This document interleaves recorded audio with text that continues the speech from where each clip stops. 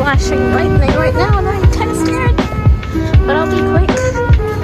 Oh, oh wait, that wasn't lightning, that was a street light. Oh, I don't have an umbrella and it's raining. Oh no. Oh, and I almost tripped.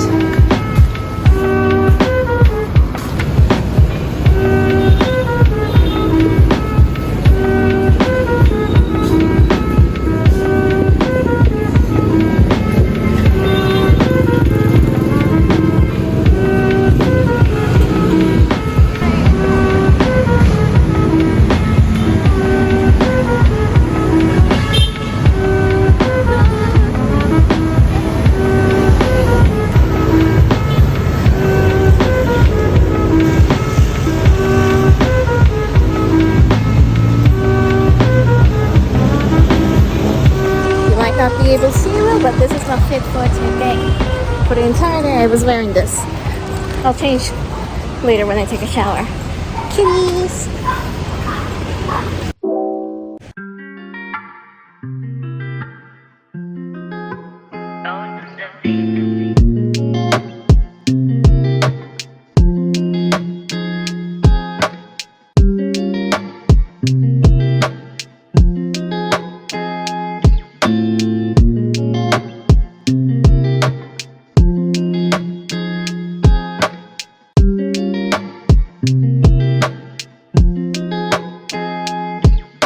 Using my crochet supply bag as a pillow.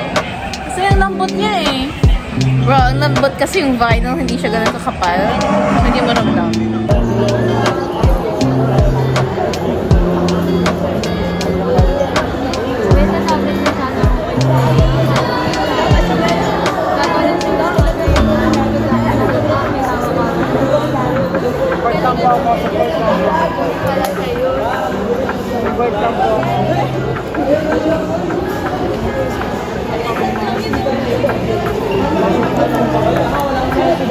Awas na dito si Hamon! Ito ang tracking card natin. Naku! Siya dapat ang bibig.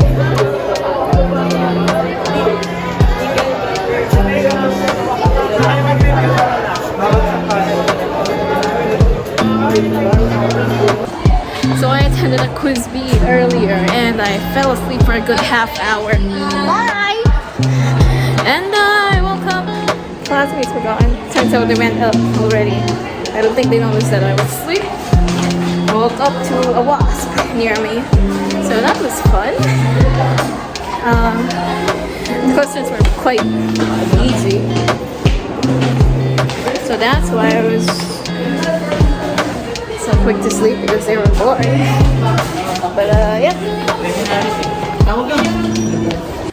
So I fell asleep during the quiz bee, right? When just as I was about to head outside the school, and I just wrapped up the clip that I showed you previously, my classmate ran to me saying that I was part of the preliminaries, top 10 basically. I did! It wasn't the preliminaries. The preliminaries were with the quiz bee and then part of top 10. So I don't know how that happened. Maybe I just like plants because it was like about plants. I like plants.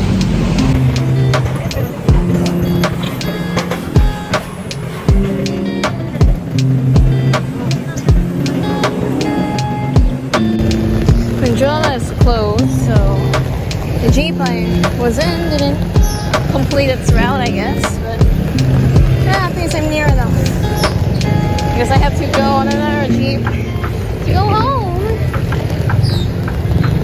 Oh my gosh. Oh my god. I was supposed to cross on the other street. Oh no.